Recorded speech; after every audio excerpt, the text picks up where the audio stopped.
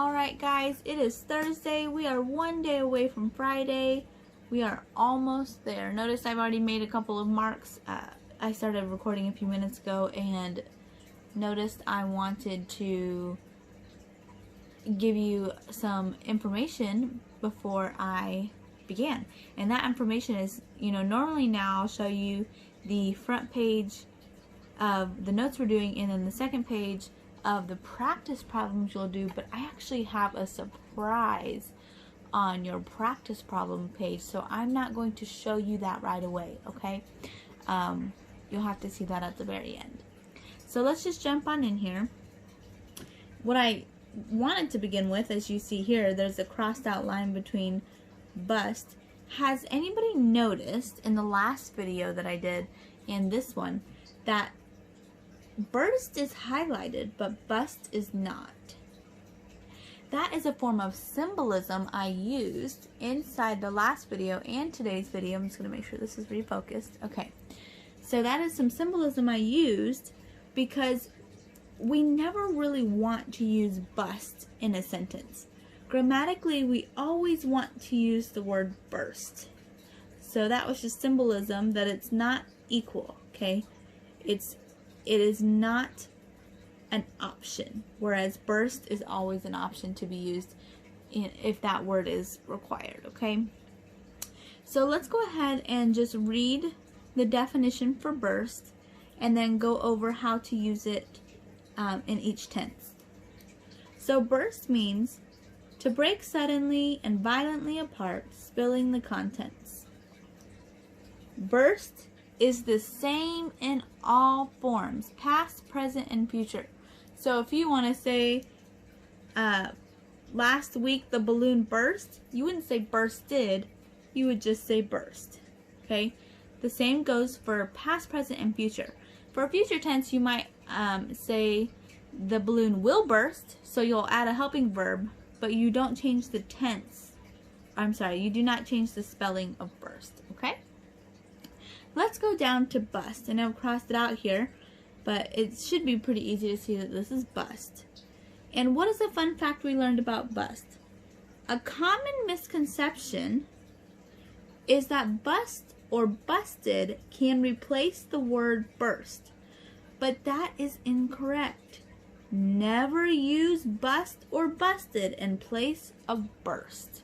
Okay, if you are writing a paper or simply writing a text message or an email and you want to come across intelligent and use correct grammar, you are going to use the word burst if you are trying to create this definition. You're going to use the word burst instead of bust or busted because these are not grammatically correct. Okay? Now, we reviewed that. We're going to go over, that was kind of a new, unusual concept, and we have another new and unusual concept today. Okay? And that new and unusual concept, I'm going to try to make it a little clearer for you first before we jump right in. Okay? I'm having a little bit of trouble. Thank you for bearing with me, guys. You guys are always so patient. Okay. So I think that's as good as we're going to get here. Maybe a little closer up. Okay. So our new concept is have versus of. Well, those are two silly words to get mixed up, isn't it? They don't sound anything alike. Well, let's look at our highlighted phrases. A common error in speaking is when people replace the word have with the word of. This happens quite frequently, actually. I've even heard a few of our students use it. So let's pay close attention so that we make sure we are using correct grammar in our sentences in the future.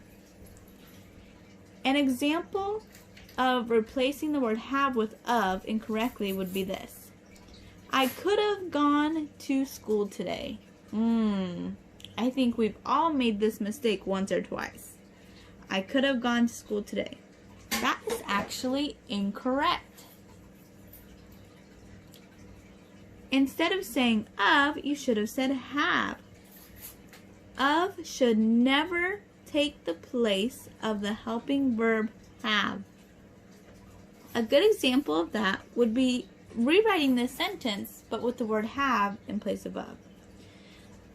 Example, I could have gone to school today.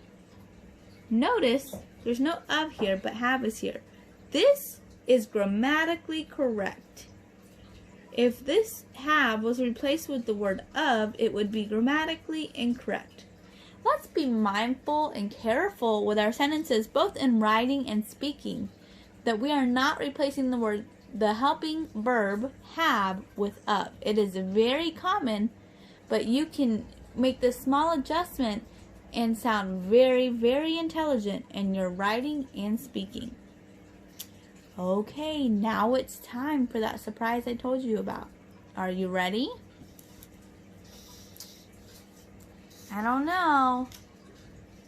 Well, I guess it's now or never, huh? I don't know if you can read that. I'm going to zoom in just a little bit. There is no writing assignment today. Have a good day, and I hope you have some wonderful free time to do with what you will. Thank you so much for listening, and I'll talk to you guys again soon.